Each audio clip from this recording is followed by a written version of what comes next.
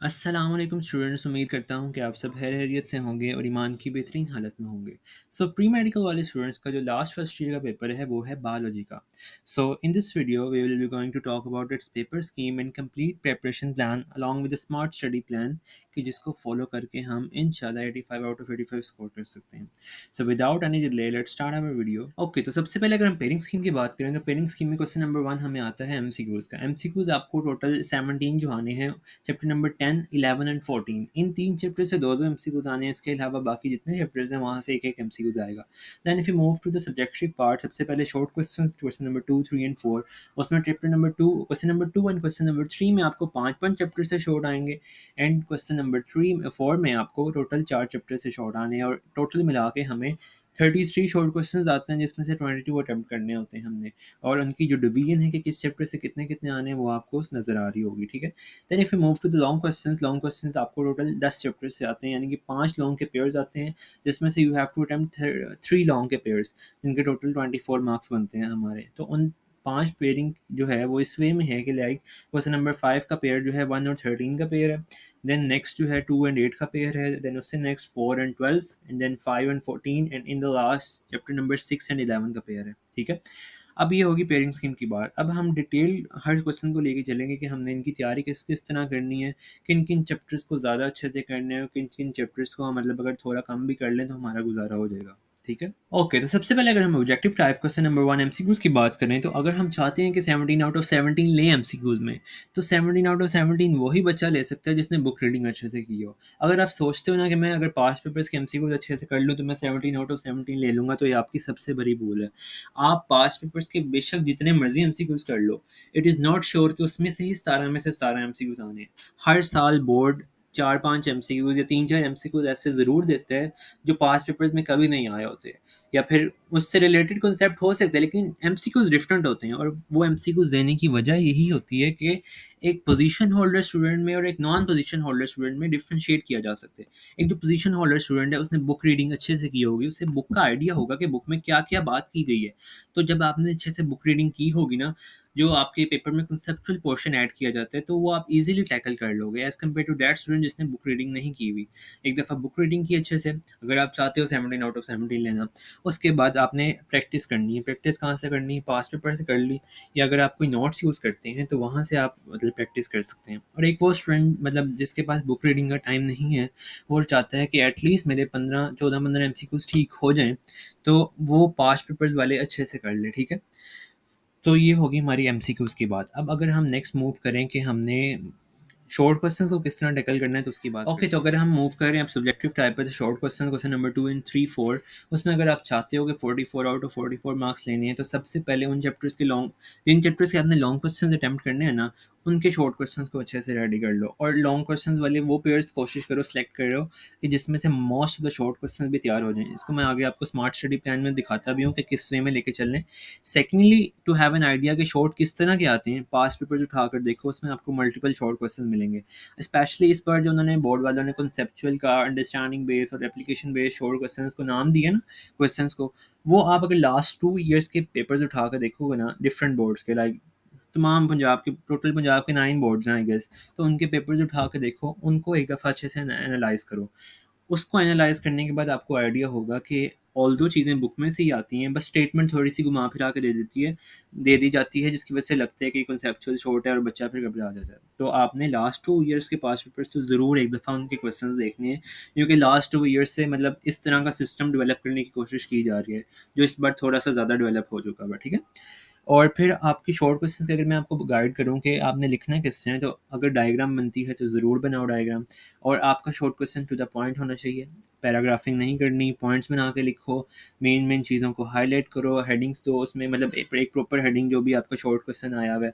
Let's suppose आपको मतलब kingdom एनीमिलिया से कोई शॉर्ट क्वेश्चन आ जाता है, या फिर चैप्टर नंबर 2 बायोलॉजिकल मॉलिक्यूल्स का कोई शॉर्ट आता है कि ओलिगोसैकेराइड्स की प्रॉपर्टीज़ लिखो, तो प्रॉपर्टीज़ ऑफ ओलिगोसैकेराइड्स की आप हेडिंग दोगे एंड उसके नीचे पॉइंट्स में उसकी प्रॉपर्टीज़ मेंशन करोगे, ठीक है? इस तरह आपको समटाइम स्ट्रक्चर्स के शॉर्ट क्वेश्चंस आ सकते हैं, ग्लूकोज का स्ट्रक्चर बनाओ, फ्रुक्टोज का स्ट्रक्चर बनाओ, तो वो भी आप फिर मार्कर से बना सकते हो, ठीक है? तो इस वे में लेके चलना है चीज़ों को। कि शॉर्ट क्वेश्चन, अब शॉर्ट क्वेश्चंस को रेडी कहाँ-कहाँ से कर सकते हैं। लाइक पास्ट पेपर्स अगर आपके पास कोई अच्छे हैं ना, तो वहाँ पे अच्छे से शॉर्ट क्वेश्चंस लिखे होते हैं।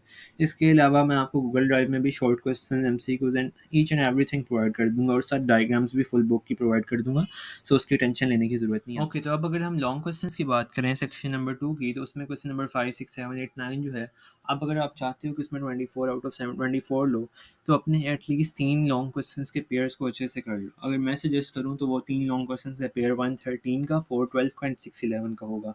क्योंकि इन 3 पेयर्स को करने से आपका मोस्ट ऑफ द पेपर भी कवर हो जाता है, एमसीक्यूज़ भी और शॉर्ट क्वेश्चन भी। So these are the most high yield chapters जिससे आपका मैक्सिमम पेपर कवर हो सकता है। लाइक एक स्टूडेंट है जिसने पूरा साल कुछ भी नहीं पढ़ा ना, अगर वो 6 चैप्टर ही अपने 2 ढाई दिन में अच्छे से कर लेना, तो वो एटलीस्ट 60 मार्क्स तक जा सकते हैं, और बाकी चैप्टर्स को अगर हल्का-फुल्का देख ले तो ईज़िली 70 तक जा सकते हैं, ठीक है?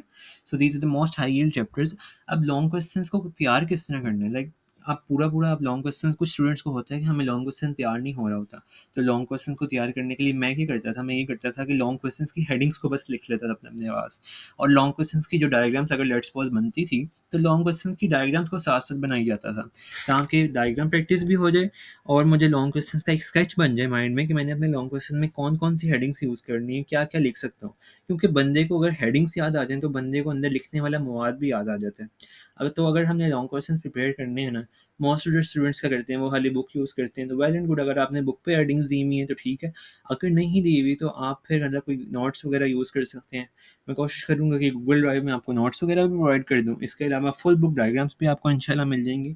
उसकी आपको बिल्कुल परेशान होने की ज़रूरत नहीं है। अब हम स्टडी प्लान की तरफ मूव करते हैं कि हमारा स्मार्ट स्टडी प्लान क्या हो सकता है, और हमने किस वे में 2 ढाई दिनों में चीज़ों को टैकल करना है। ओके स्टूडेंट्स, तो अब अगर हम स्मार्ट स्टडी प्लान की बात करें, तो आपको टोटल 6 चैप्टर जो मैंने बताए, chapter number 1, chapter number 6, chapter number 4, chapter number 11, 12 और 13, ये जो 6 चैप्टर्स हैं ना, सबसे पहले आप इनको अच्छे से करोगे, और इनको कंप्लीटली तैयार करना है आपने, इनके लॉन्ग क्वेश्चन, शॉर्ट क्वेश्चन और एमसीक्यू। इनको तैयार करते करते आपका 55 टू 60 मार्क्स का पेपर तैयार हो जाना है। लाइक देखो, टोटल 14 चैप्टर हैं आपके, उसमें से 6 चैप्टर्स को करने से आपका मतलब 70%, 75% तक पेपर तैयार हो रहा है, तो it is really very very good, ठीक है? तो आपने सबसे पहले इन 6 चैप्टर्स को अच्छे से तैयार कर लिया। लाइक ये मैं आपको अपने से एक स्मार्ट स्टडी प्लान बना के दे रहा हूँ। आप अगर इसमें चेंज लाना चाहो तो वो आपकी मर्ज़ी है, क्योंकि हर स्टूडेंट ने डिफरेंट लॉन्ग क्वेश्चंस के पेयर सेलेक्ट किए होते हैं। लेकिन जो मैंने सेलेक्ट किए हैं वो उसके अकॉर्डिंग सेलेक्ट किए हैं कि जिससे हमारा मैक्सिमम पेपर हो सके।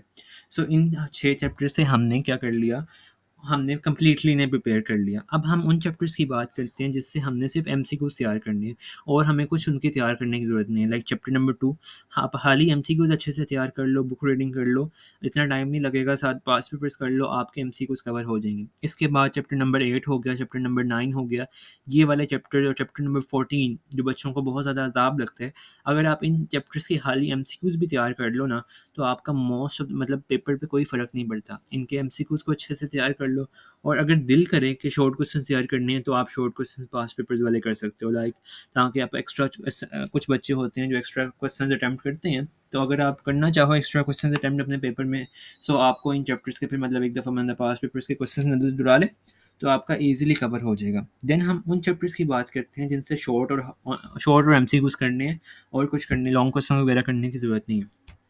सो चैप्टर नंबर 3 हमारा एंजाइम्स का चैप्टर है। उससे अगर हमने उससे 3 शॉर्ट आने हैं और एक एमसीक्यूज़ आने हैं।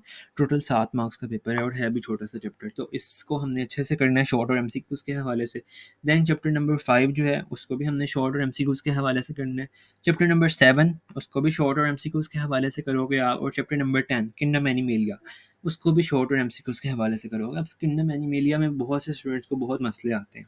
सो इसके शॉर्ट क्वेश्चंस रेडी करने हैं ना, तो सबसे पहले आप पास्ट पेपर्स के रेडी करो। उसमें कुछ क्वेश्चंस ऐसे होते हैं जो बहुत बहुत दफ़ा बार-बार रिपीट हो जाते हैं। उन क्वेश्चंस को पहले एक दफ़ा अच्छे से तैयार करो। अगर आप पास्ट पेपर्स के क्वेश्चंस को ही अच्छे से तैयार कर लेते हो ना, तो आपका इस चैप्टर के शॉर्ट क्वेश्चंस एटलीस्ट रेडी हो जाते हैं। अब मैं एमसीक्यूज़ की बात करूँ, तो एमसीक्यूज़ आप पास्ट पेपर्स की प्रैक्टिस करो। इसके अलावा मैं आपको क्या कहते हैं, स्कॉलर की ऑब्जेक्टिव सीरीज़ प्रोवाइड कर दूँगा। वहाँ पे भी आपको एमसीक्यूज़ मिल जाएँगे, वहाँ से एमसीक्यूज़ प्रैक्टिस कर लो, सो दैट आपको थोड़ा-सा इसकी चैप्टर नंबर 10 की प्रैक्टिस हो जाए। क्योंकि बहुत से स्टूडेंट्स ने इसको तैयार नहीं किया था, इवन मैंने भी अपने टाइम पे इतना अच्छा तैयार नहीं किया था। इन लास्ट डेज़ में ही मैंने तैयार किया था। फिर कॉलेजेस वगैरह में भी लास्ट डेज़ में ही करवाया जाता है। सो लास्ट डेज़ में इस वे में तैयार किया था कि पहले मैंने सारे पास्ट पेपर्स किए थे, उनके एमसीक्यूज़, उनके शॉर्ट क्वेश्चंस को बहुत अच्छे से किया था और अल्हम्दुलिल्लाह उसी में से पेपर आ गया था और मेरा ये पोर्शन कवर हो गया था, ठीक है। सो इस प्लान को आप फॉलो करके ना ईज़िली अपने 2 ढाई दिनों में अच्छे से तैयारी कर सकते हो और 85 आउट ऑफ 85 स्कोर कर सकते हो। So best of luck for your preparation. कोई और मसला हो आपको बायो के रिलेटेड तो आप कमेंट सेक्शन में पूछ सकते हैं।